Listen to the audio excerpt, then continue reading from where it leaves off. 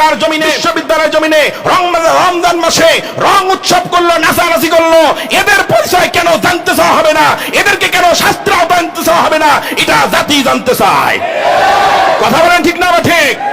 মুসলমান কোরআন তেলাওয়াত করবে, তুমি পরিচয় জানতে চাও, শাস্তিরাও জানতে চাও। মুসলমান সন্তান হয়ে রোজা রেখে রমজানের পবিত্রতা নষ্ট করে, নাচানাচি করে, রং ছেড়াছিড়ি করে, ঢোল পিটায়, নৃত্য করে, গান বাজনা করে, কনসার্ট করে, তাদের পরিচয় কেন জানতে চাওয়া হবে না? তাদেরকে কেন শাস্তিরাও আনা হবে না? এটা প্রত্যেকটা মুসলমান জবাব চায়। কথা বলে ঠিক না বা ঠিক? আজকে মুসলমান এগুলো কথা বলে না, মুসলমান আজকে প্রতিবাদ করে না, মুসলমান আজকে প্রতিবাদ করা ভাষা হারিয়ে ফেলেছে। এই জন্য কাফের বেঈমানরা মুসলমানদের উপর দলবদ্ধভাবে, ঐক্যবদ্ধভাবে হামলা চালাচ্ছে, নির্যাতন চালাচ্ছে, জুলুম চালাচ্ছে। অথচ আজকে মুসলমান এখনো ফতোয়া নিয়ে ব্যস্ত, মুসলমান এখনো কিভাবে ডিভাইডেড করা যায় সেই চিন্তা নিয়ে ব্যস্ত। কথা বলেন ঠিক না বা ঠিক? মুসলমান শুনে যান, আজকে সংখ্যালঘু হিন্দু ভাইরা বাস করার জন্য ওরা আজকে ইফতার মাহফিল নিষিদ্ধ করতেছে, আজকে হলে হলে নামাজ নিষিদ্ধ করতেছে।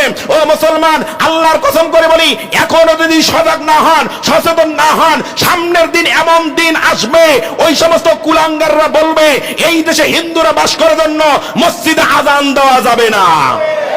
কথা বলেন ঠিক না বা ঠিক? ওরা বলবে সংখ্যালঘু ভাইদের ঘুমের ডিস্টার্ব হয়, ওদের বাচ্চার ডিস্টার্ব হয়, রোগীদের ডিস্টার্ব হয়, সুতরাং মাইকে আযান দেওয়া যাবে না। তুমি ভেবেছো না এটা হতে পারে না? কেন হতে পারে না? তুমি তো কোনোদিন কল্পনাও করো নাই ইফতার মাহফিলে তারা হামলা করবে। তুমি তো কখনো কল্পনাও করো নাই নামাজ পড়ার কারণে তারা মারপিট করবে।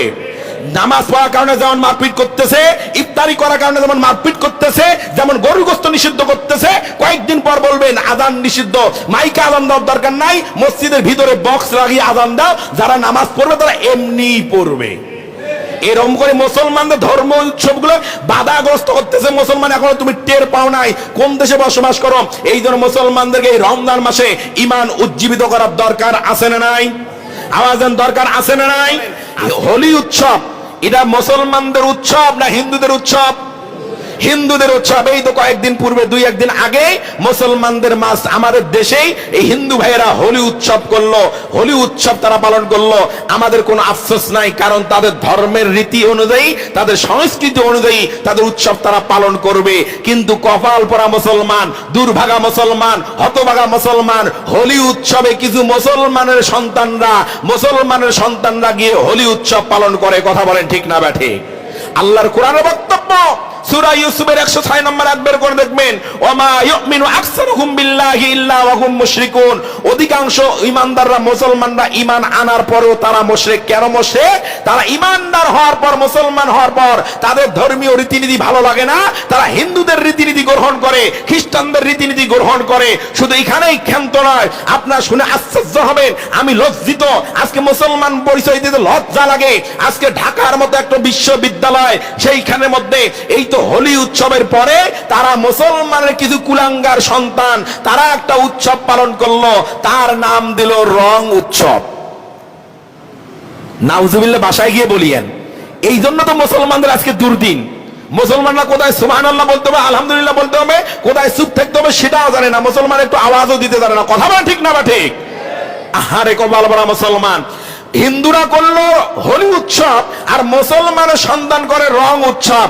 আচ্ছা বলেন, রং উৎসব, মুসলমান হিন্দুরা হোলি উৎসবে রং ছিটাছিটি করে, মাখামাখি করে, তারা ঢোলের তালে তালে নৃত্য করে, নাচানাচি করে। পক্ষান্তরে ঢাকা বিশ্ববিদ্যালয়ে দাবির কিছু শিক্ষার্থীরা এরা রং উৎসব করে, রং ছিটাছিটি করে, ঢোলের তালাতালি নাচানাচি করলো। এবার আপনারা বলেন, ওদের হোলি উৎসব, এদের রং উৎসব, ওদের ঢোলের তালে নাচানাচি, মুসলমানদের সন্তানের ঢোলের তালে তালে নাচানাচি, এদের মধ্যে কোনো বিন্দু পরিমাণ পার্থক্য আছে? আমাদের বিন্দু পরিমাণ কোনো পার্থক্য আছে? আল্লাহর কসম করে কোরআন হাতে নিয়ে বলে যায়, যারা আজকে মুসলমানদের উৎসবের মধ্যে বাদ দিয়া হিন্দুদের হোলি উৎসবকে নামকরণ করে, তাদেরকে সমর্থন করে, মুসলমানের সন্তান হয়ে রমজানুল কারিমের রোজা রাখা অবস্থায় রমজান মাসের পবিত্রতা নষ্ট করে রং উৎসব করে আনন্দ করেছে, মেতেছে, নেচেছে, গেয়েছে, আল্লাহর কোরআন হাতে নিয়ে বলে যায় ওদের একটারও ঈমান নাই, ঈমান চলে গেছে, সবগুলো বেঈমান হয়ে গেছে। কথা বলেন ঠিক না বা ঠিক?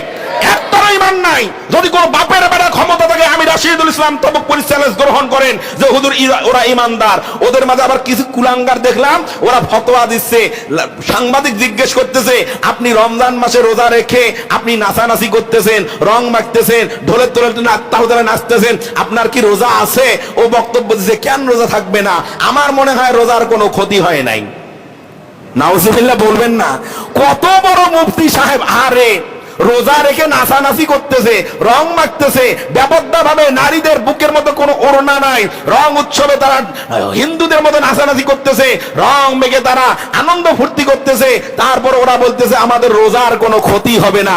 তার মানে ওরা বুঝাচ্ছে বিসমিল্লাহ বলে মদ পান করলে যেমন হয় তেমনই অবস্থা। কথা বলে ঠিক না বা ঠিক?